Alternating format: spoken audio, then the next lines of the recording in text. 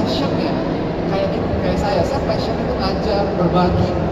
Kita tahu kita bisa bikin bisnis yang bisa bertambah dan berkembang karena passionnya tadi di situ nyambung. Nah itu pertanyaannya sekarang, teman-teman sudah align belum?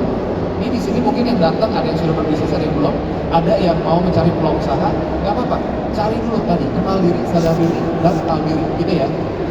Oke, saya percepat, mungkin boleh di skip beberapa kali, coba lihat next lagi.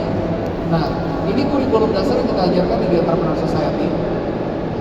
Dari pola pikirnya, dari 16 tahapan sampai ke 8 core inti. Saya bagikan, ini pola pikir yang teman-teman harus punya. Kalau mau bikin bisnis yang bertahan dan berkembang, saya cuma kasih 4 esensi saja. Nanti saya serahkan sama host MC ya. Habis itu kita mau tanya jawab, boleh? Oke? Bisa berkira kan? Next lagi nggak apa-apa? Next lagi. Nah, ini dicatat. Kalau misalkan ini kurikulum dasar kita, teman-teman bisa dapetin ini tuh kalau di YouTube channel atau apa. Kalau mau dipoto boleh.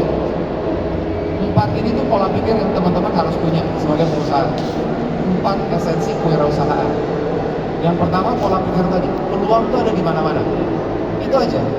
Kalau kita bisa punya pola pikir yang abundance, pola pikir yang berkecukupan, kita nggak perlu takut kalau ekonomi lagi naik turun seperti apa, kita bisa adaptasi. Kita ngomongin waktu pas pandemi kemarin, ya di setiap krisis itu pasti ada peluang. Saya ngajarin, kalau lagi waktu pandemi kemarin, itu teman-teman melihat ada saham-saham perbankan turun, orang-orang pada panik. Saya ngalamin krisis ekonomi itu udah beberapa kali. 2007, 2008 itu saya masih kerja, waktu itu kerja full time.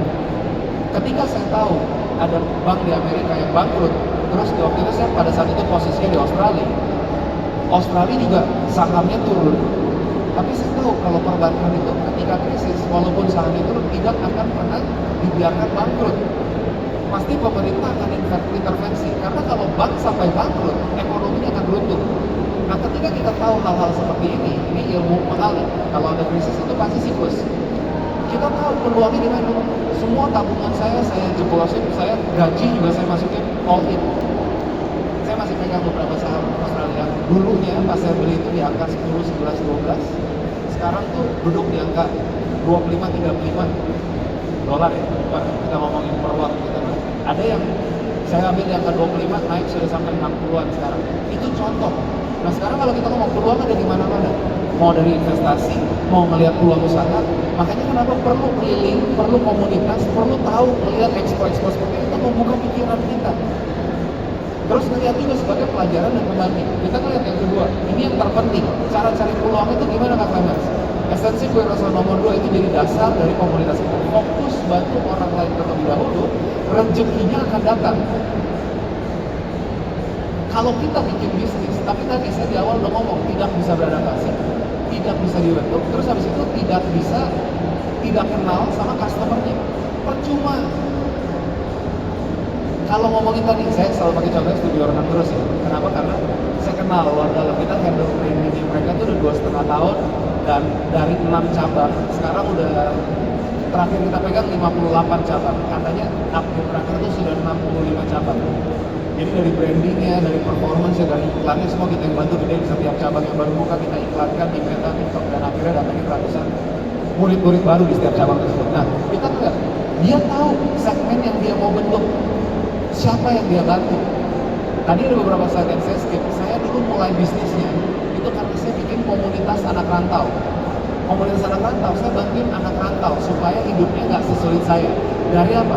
Dari ngajarin mereka cara bertahan hidup, ngajarin mereka gimana cara naik kendaraan umum, ngajarin mereka gimana cara cari kerjaan, ngajarin mereka gimana cara cari kos-kosan. Akhirnya bisnis saya dari yang awalnya cuma jualan kartu telepon, sampai akhirnya saya bisa punya kos-kosan di sana. Sampai akhirnya kita punya property advisory firm di Melbourne. Cuman gara-gara bantuin anak-anak rantau supaya bertahan hidup. Jadi dengan segmentasi yang jelas, itu teman-teman bisa menciptakan banyak unit bisnis. Peluang ada di mana-mana, tapi cara cari peluangnya ini kuncinya nomor 2. Yang ketiga nih teknis. Teknisnya itu cuma sesimpel jual barang, produk, punya orang lain, mau barang, mau jasa, boleh. Sampai kamu bisa ciptain produk kamu sendiri. Sekarang mungkin kita ngomong ambil franchise. Sekarang mungkin kita ngomong ambil kemitraan, ambil brand orang. Sampai kamu pelajari sistemnya, mungkin suatu saat kamu bisa ciptakan brand kamu sendiri. Betul kan?